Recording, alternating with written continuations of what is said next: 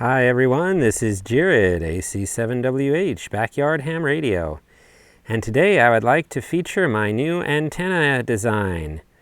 Super simple, great for backyard ham radio or if you're out in the field. This is the Bush-Tenna. No, I am not joking. This can actually work, although it is yet to be fully field tested.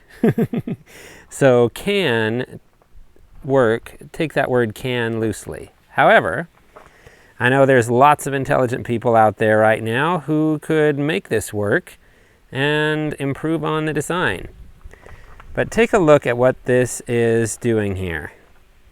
So the feed point is down here. Now that would need to go to either some kind of an un or balun, or at the very least an antenna tuner, or perhaps a combination of an un and an antenna tuner, which is what I usually do, or transmatch, whatever you want to call it. But take a look at the length of this wire. So it's in a helix. The helical antenna design is my new favorite antenna design for my personal use in limited space and ease of setup, because I don't have a permanent antenna setup. Up here is the other end. This is 14 gauge wire. Got it from Home Depot. As you can see, it's spiraled around here, around the bush, hence the name Bush-Tenna. The nice thing is with a bush like this, you can make fine-tuning adjustments on where the loops are, how far they're spaced apart. As you can see, I could have made larger spaces for the loops up there so that I was using more of the overall length of, or height rather, of this bush. This is a very small bush.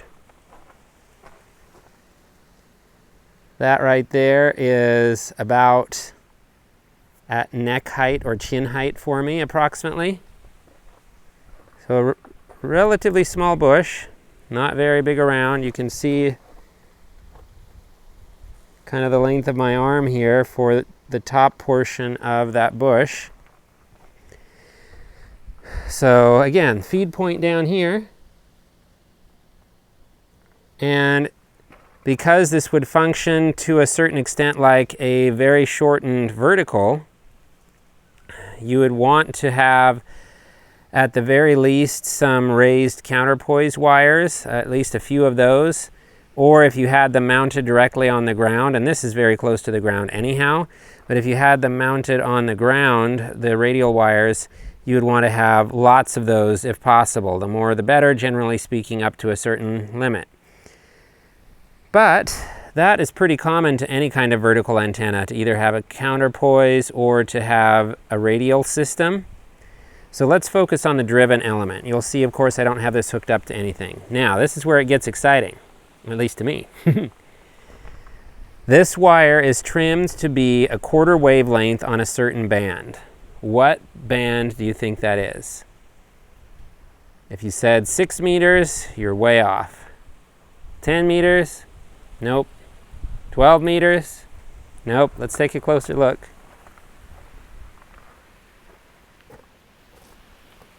Goes from up here, wrapping around the bush, down to here. Is it possibly 15 meters? Nope.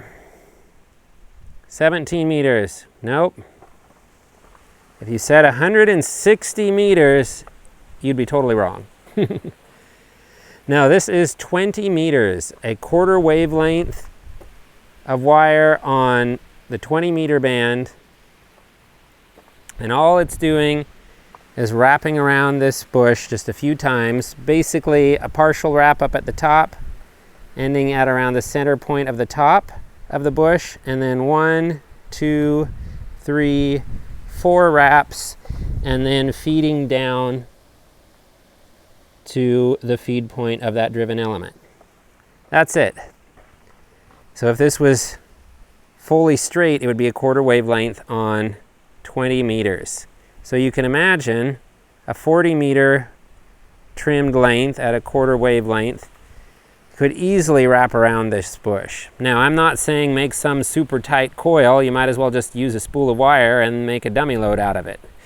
But what I am saying is you can use very limited space and make a practical antenna, just like in my previous videos with my helical antenna and my cross antenna, where when you're making loops with the wire, or semicircles or semi-loops, or you're making a helix out of it, you can make that antenna so compact that you can get a decent electrical length and have a quarter wavelength of wire and be effective with it. Now, this is something I have tested, as you can see in my previous videos, where I would have very basic antennas and was reaching hundreds or even thousands of miles, even intercontinental distances, like to Brazil, for example, and to New Zealand from here in the state of Oregon. So it's very practical. Now, what if I wanted something a little bit more vertically oriented rather than such a tight coil? Well, instead of a bush antenna, I could make a tree antenna. I'm going to pause here and let's take a look at how that turns out. Check it out, the tree antenna. Now, before I continue, I will quickly mention the obvious. Do not use high power for something like this without at the very least having some sort of fire extinguisher or fire control handy. If the wire is energized, obviously don't spray water on it. If it's not energized, then that gives you a few more options. But still, you do not want to start a wildfire, especially when it is windy, hot, dry weather like it is here right now. But as you can see, this has a little bit more of a vertical bias to it, vertical polarization to a point. Now, obviously when this would be hooked up, it would be stretched out a little bit. Now, I may never actually do this setup here because there is a metal downspout here. Also, this tree is right near one of my neighbor's yards, so unless I was running really low power, I wouldn't want to do that there because of the effective radiated power and the absorption and all of that of radio waves. But I will just show you for a demonstration purpose, without any power running through this, how the wire could be set up. So I have it here running through this little tree, wrapping around in a partial helix or spiral, and then going up in this area. Now, you could make it go up even higher. In fact, that is my intention here now that I've got a little bit better angle, perhaps. There we go. But you'd have to be really careful, because if you get any kind of arcing, then you can imagine what would happen. But in that case, that wire is up above the top of my head. It's still the same 20-meter quarter wavelength wire, but now it is a little bit more of a vertical orientation, because we've got this vertical element down here, and then a bit of a vertical in a way, especially if I had this braced up more, you could have more of a vertical element at the top, so it would be like it was kind of coiled in the middle and then more vertical on the top and bottom. But there's almost endless options for how you would want to design this. But if you wanted something that's concealed and you wanted something that you could set up without having a tall tree, guess what? This is not a very tall tree. Just like with that bush antenna. That was with that bush over there. All right. Here's a quick little panorama. As you can see, lots of dry grass and a big walnut tree. Now, the walnut tree is not on my property, otherwise I'd have lots of options for very tall antennas. But in any case, I hope this gives you all some ideas, but just be safe out there, but think outside the box. Don't limit yourself to something large and expensive. Like I said, I was able to have that QSO with New Zealand, and I've been able to reach Australia and also Brazil with just very basic antennas.